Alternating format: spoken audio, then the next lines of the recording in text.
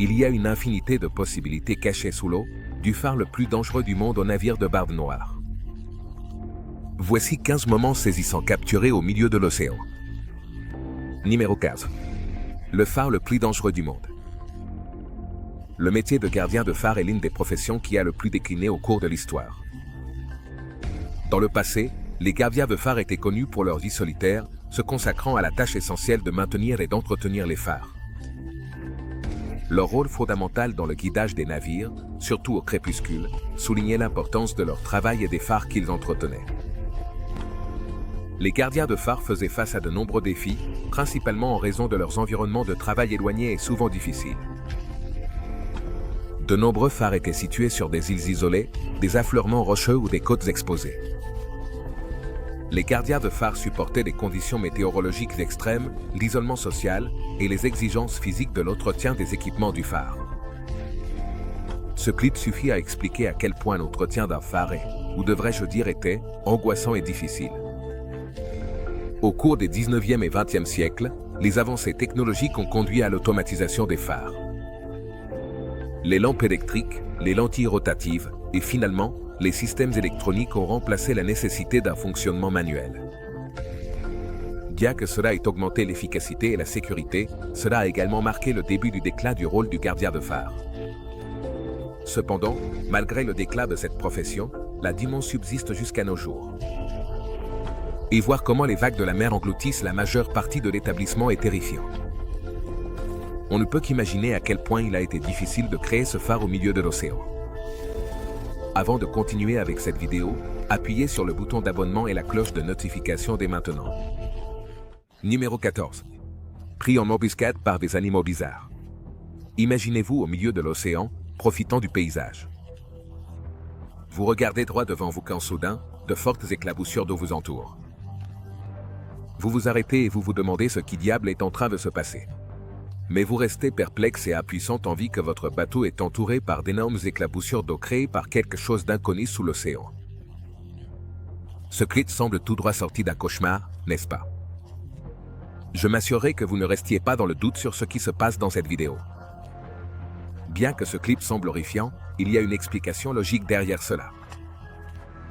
Cette vidéo montre des lamantins, plusieurs d'entre eux sous l'eau, essayant de dissuader ce qu'ils croient être un intrus de leur habitat. Les lamantins, ou vaches marines, sont de grandes créatures au mouvement lent qui habitent principalement dans les eaux chaudes et peu profondes des côtes et rivières d'Amérique. Ce sont des herbivores. Ils broutent principalement des herbes marines, des plantes aquatiques et d'autres végétations. Ces mammifères marins sont connus pour leur comportement paisible et non agressif, ce qui en fait l'une des créatures les plus pacifiques de l'océan. Bien que les lamantins soient pacifiques, ils ont un mécanisme de défense intéressant.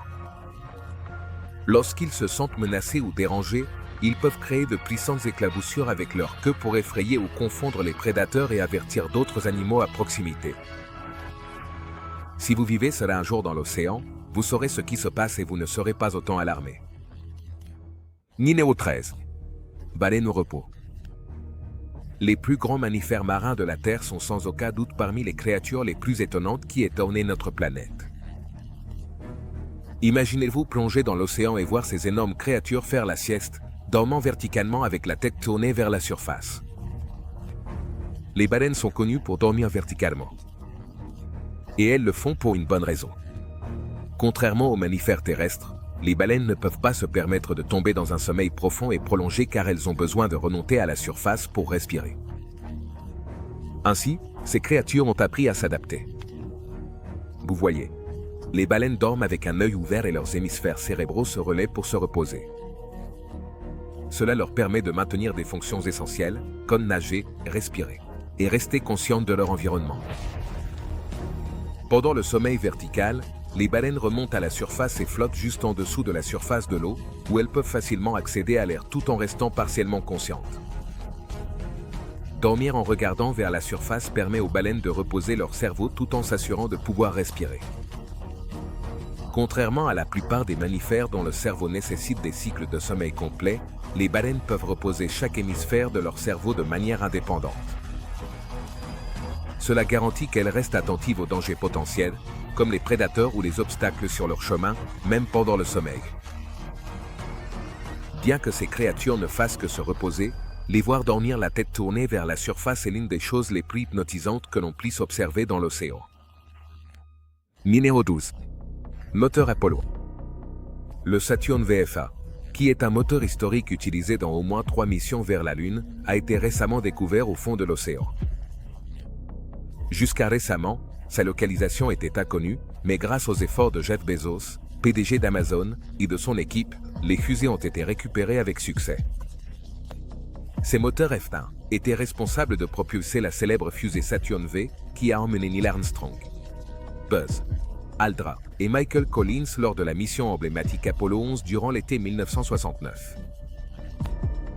Au début, on pensait que ces pièces avaient été irrémédiablement perdues, ce qui a provoqué une grande surprise lorsqu'elles ont été retrouvées.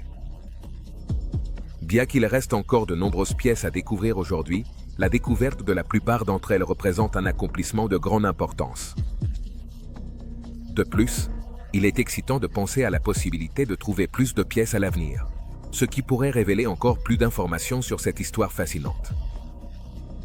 La récupération réussie des fusées est un témoignage de la dévouement et de la persévérance de l'équipe dirigée par Jeff Bezos. De plus, cette découverte a suscité une grande attente quant à ce qui pourrait encore être trouvé au fond de l'océan. Quels autres trésors cachés pourraient attendre d'être découverts? La possibilité de trouver plus de pièces à l'avenir ouvre la porte à de nouvelles recherches et découvertes qui pourraient éclairer l'histoire de l'exploration spatiale. Ces moteurs F1 sont une partie fondamentale de l'histoire de la fusée Saturn V et de la mission Apollo 11. Numéro 11. La ville sous-marine perdue de 9500 ans. Dwarka se trouve dans l'état indien du Gujarat, à l'extrémité occidentale de la péninsule de Saurashtra, en Inde. Cet endroit a une signification archéologique et religieuse. Il est connu comme l'un des 7 lieux sacrés de pèlerinage du pays.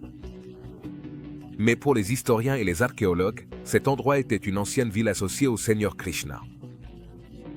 Et beaucoup croient que cet endroit cache la ville la plus ancienne du monde. De manière similaire à la légende de la ville perdue de l'Atlantide, on pense qu'il existe une ville perdue dans cette région, qui est maintenant submergée sous l'eau. Jusqu'à récemment, l'existence de Dwarka restait en grande partie dans le domaine du folklore. Cependant, la découverte de vestiges sous-marins a alimenté l'idée que le royaume du Seigneur Krishna et la bataille aérienne pourraient avoir été plus que des légendes. Entre 1983 et aujourd'hui, les archéologues ont découvert des fondations fortifiées qui sont censées être la base sur laquelle s'élevaient les anciens murs de la ville de Dwarka. Le long des rives du fleuve, plus de 500 artefacts ont été découverts et certains éléments indiquent une histoire culturelle remontant à 2000 ans. Les découvertes comprenaient des blocs de pierre, des piliers et des systèmes d'irrigation. Dwarka était un ancien port commercial entre l'Inde et les régions arabes au XVe-XVIIIe siècle.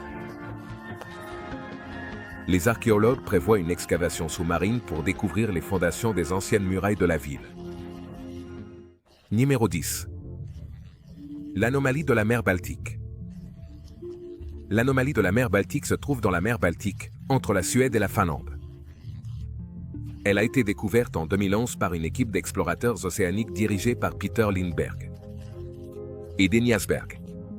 Cette découverte est l'une des trouvailles sous-marines les plus particulières à ce jour. Ce qui rend cette anomalie si intrigante, c'est son aspect inhabituel. Elle est souvent décrite comme un énorme objet en forme de disque d'un diamètre d'environ 200 pieds. L'un des premiers mystères entourant cette anomalie est son origine. Certaines théories suggèrent qu'il pourrait s'agir d'une formation géologique naturelle, comme un dépôt glaciaire ou un affleurement rocheux. Cependant, d'autres croient qu'il pourrait s'agir de quelque chose de plus extraordinaire, comme une épave coulée, un ovni submergé ou même un ancien artefact archéologique. Or, ce qui est le plus étrange dans cette supposée formation sous-marine, ce sont ses caractéristiques uniques. Par exemple, elle a une marque distinctive ressemblant à une traînée derrière elle.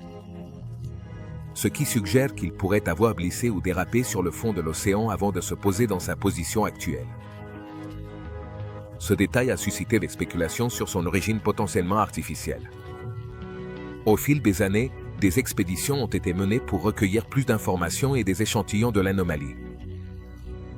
Cependant, les conditions et la nature de l'objet ont compliqué les recherches. Certains experts rejettent son existence comme un phénomène naturel, mais d'autres croient qu'il a été créé par une ancienne civilisation inconnue.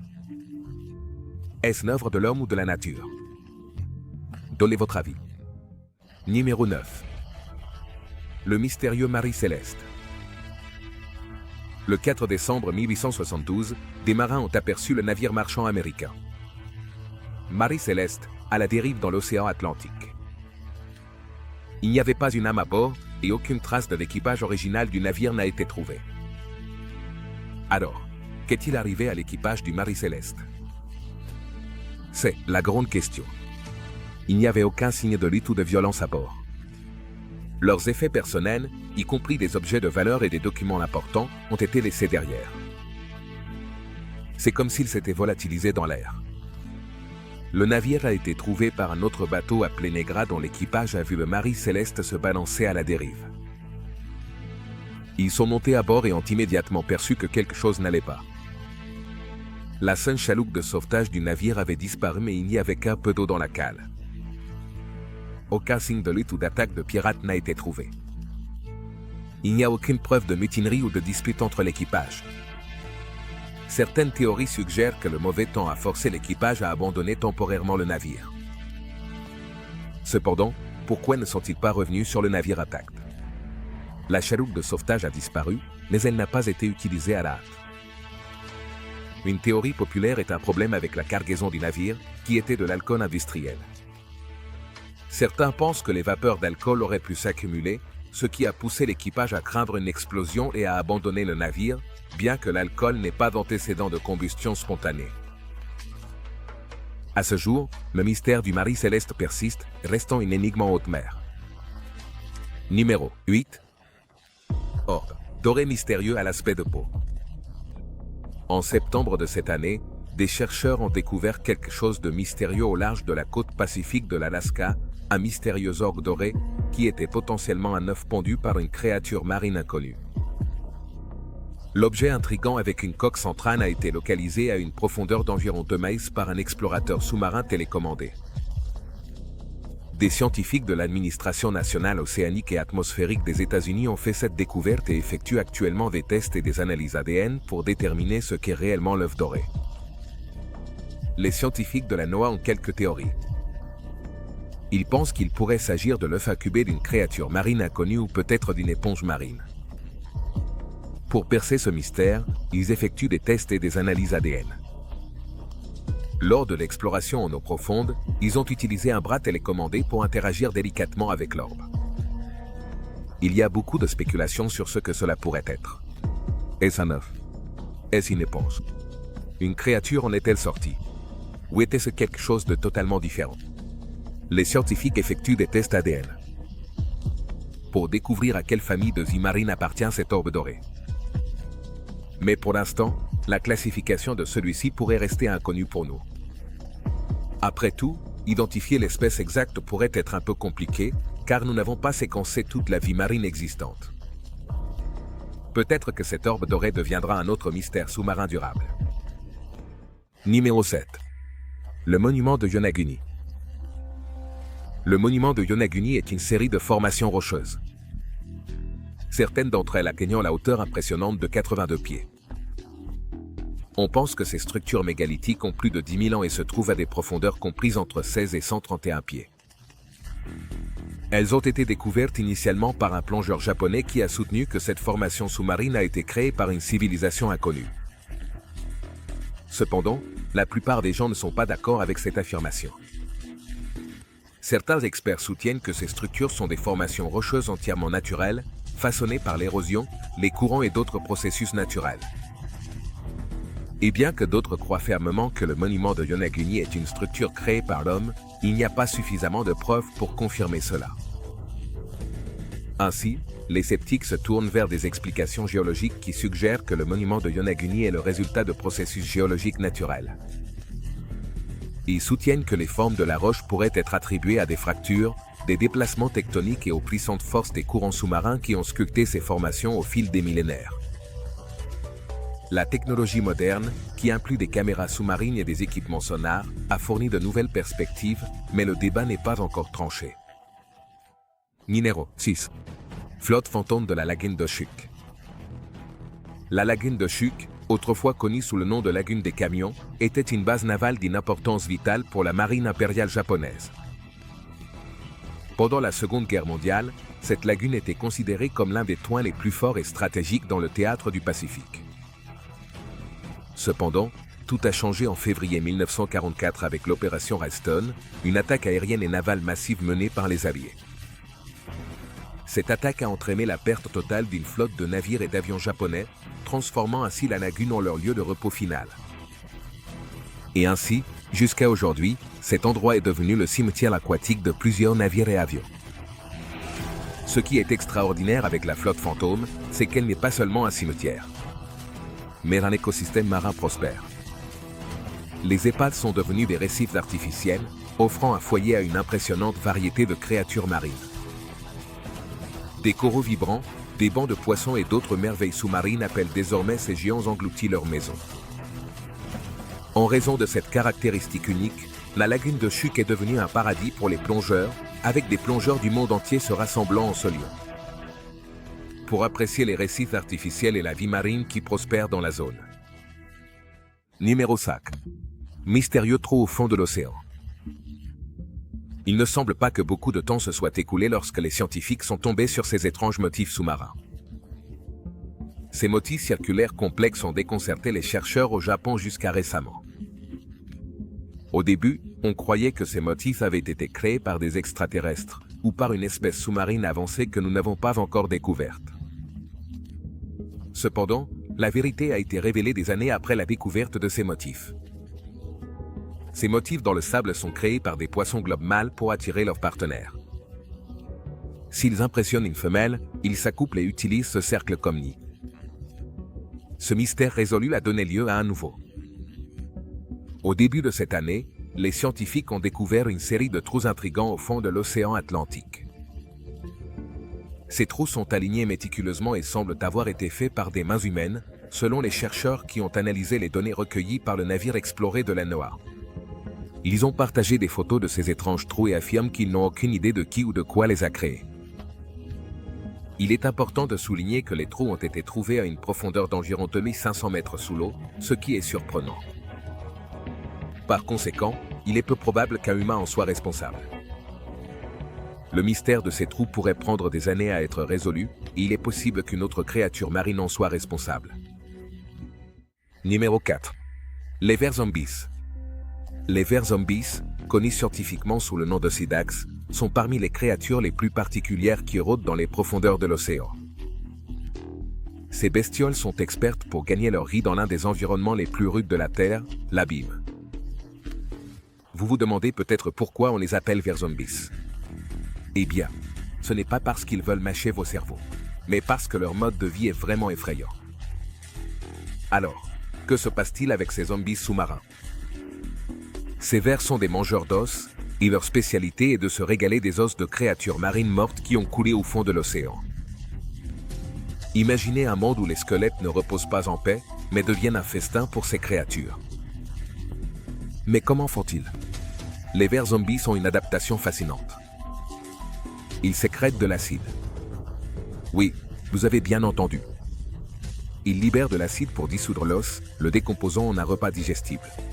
Et si cela ne vous semble pas assez horrifiant, je ne sais pas ce qui le sera. Ils dépendent de cadavres coulés, comme des baleines ou des poissons morts, pour se fournir leur bus et d'os. Et ils ne bougent pas beaucoup non plus. Donc, vous n'avez pas à vous inquiéter qu'ils vous tombent dessus soudainement pendant que vous nagez dans l'océan. De plus, ces créatures se trouvent généralement à la profondeur impressionnante de 14 000 pieds. Numéro 3. Pyramide sous-marine. Des chercheurs portugais ont affirmé avoir trouvé une pyramide sous-marine située aux Açores, au Portugal.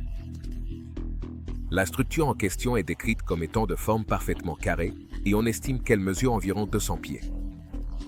Dans une zone couvrant l'impressionnante superficie de 86 000 pieds carrés. De plus, les chercheurs portugais mènent une analyse exhaustive des données recueillies pour déterminer l'origine de la structure. cette découverte sans précédent a suscité un grand intérêt au sein de la communauté scientifique. Car des questions se posent sur le fait de savoir si la structure est le produit de la construction humaine ou si c'est une formation naturelle. Ces découvertes pourraient avoir des implications significatives sur notre compréhension de l'histoire et de l'archéologie de la région.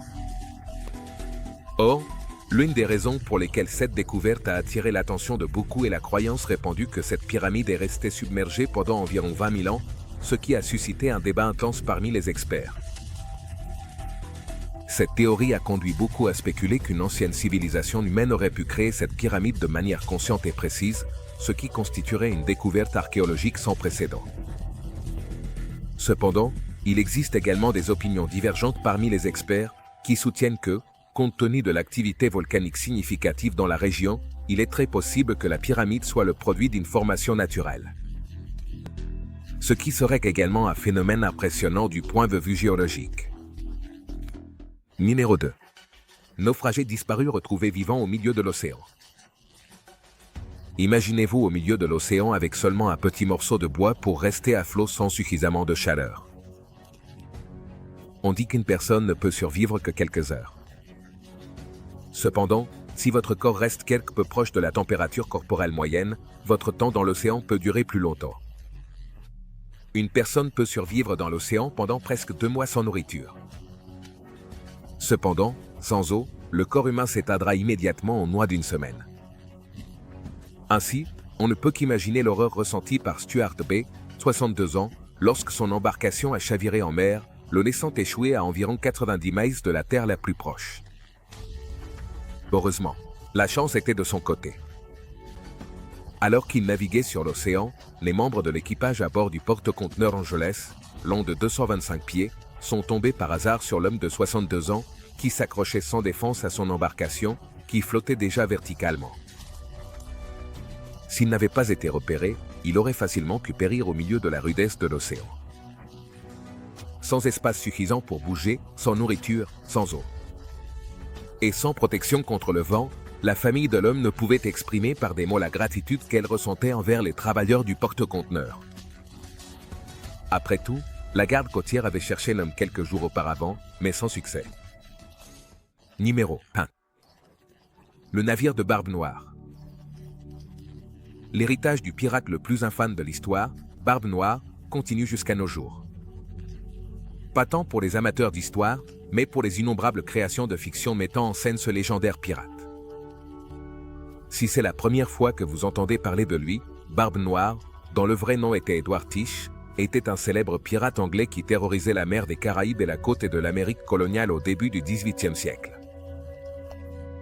Il est également connu pour son célèbre navire, le Queen Anne's Revenge. C'est pourquoi, le 20 novembre 1996, beaucoup furent déconcertés lorsque des explorateurs découvrirent un groupe de canons et d'ancres au fond de la mer, près de la crique historique de Beaufort. Ce qui est étonnant, c'est le fait que les canons et autres artefacts trouvés dans la zone appartenaient ni plus ni moins qu'au fameux Barbe Noire. Les artefacts du XVIIIe siècle, 9 canons et 2 grandes ancres, ont été utilisés par nul autre que Barbe Noire lui-même. Et ainsi, l'héritage de ce pirate continue jusqu'à nos jours. Merci de nous avoir regardés. À la prochaine.